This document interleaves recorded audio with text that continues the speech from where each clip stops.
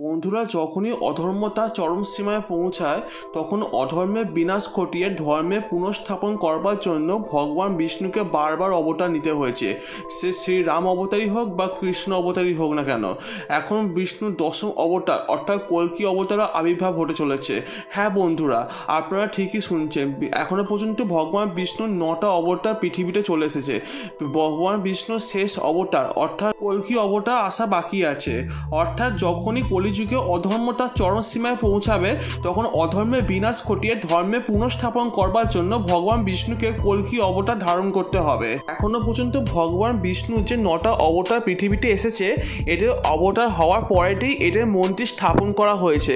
কিন্তু কল্কি অবতার এমন একটা অবতার যার অবতার হওয়ার আগেতেই মন্দির স্থাপন করা হবে। বন্ধুরা, 2024 সালে 19শে ফেব্রুয়ারিতে ভারতের প্রধানমন্ত্রী শ্রী নরেন্দ্র মোদীজি কল্কি অবতারের মন্দির স্থাপন করবার জন্য শিলান্যাস করেছেন। এটি বিশ্বের প্রথম মন্দির হবে যে দেবতার আবির্ভাবের আগেতেই মন্দির স্থাপন করা হবে।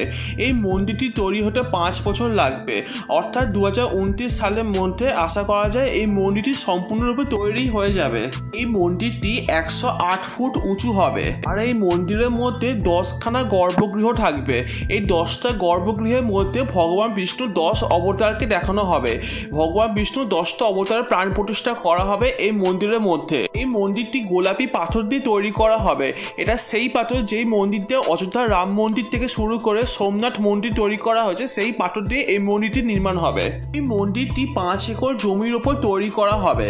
এই মন্দিরটি উত্তরপ্রদেশের সম্বল জেলাতে তৈরি করা হবে। চলুন এবার আমরা জেনে নিই কেন উত্তরপ্রদেশের সম্বল জেলাতেই এই মন্দিরটি তৈরি করা হচ্ছে। বন্ধুরা, কল্কি পুরাণে উল্লেখ করা হয়েছে যে ভগবান কল্কি অবতার উত্তরপ্রদেশের সম্বল জেলাতেই জন্মগ্রহণ করবে। এই জন্য সম্বল জেলাতে কল্কি মন্দির নির্মাণের কাজ শুরু হবে। আর বন্ধুরা, আপনাদের জানকারির জন্য একটু বলে দিই, এই সম্বল জেলাতে একটা মন্দির আছে, যেই মন্দিরে একটি ঘোড়া আছে।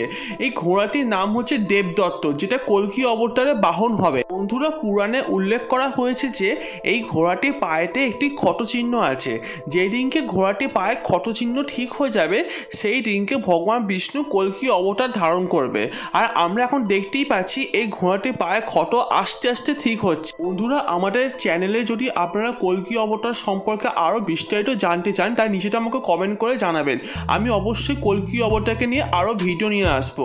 তো আজকে ভিডিওটা এইটুকুই ছিল। আপনাদের কেমন লাগলো আমাকে অবশ্যই কমেন্ট করে জানাবেন। ভিডিওটা যদি আপনাদের একটুও ভালো লাগে তাহলে অবশ্যই লাইক করে দেবেন। আর এরকম ধরনের মাইথোলজি রিলেটেড ভিডিও দেখবার জন্য আমার চ্যানেলটাকে সাবস্ক্রাইব করে পাশে বেল আইকনটা প্রেস করে অল সিলেক্ট করে দেবেন। দেখা হবে পরের ভিডিওতে।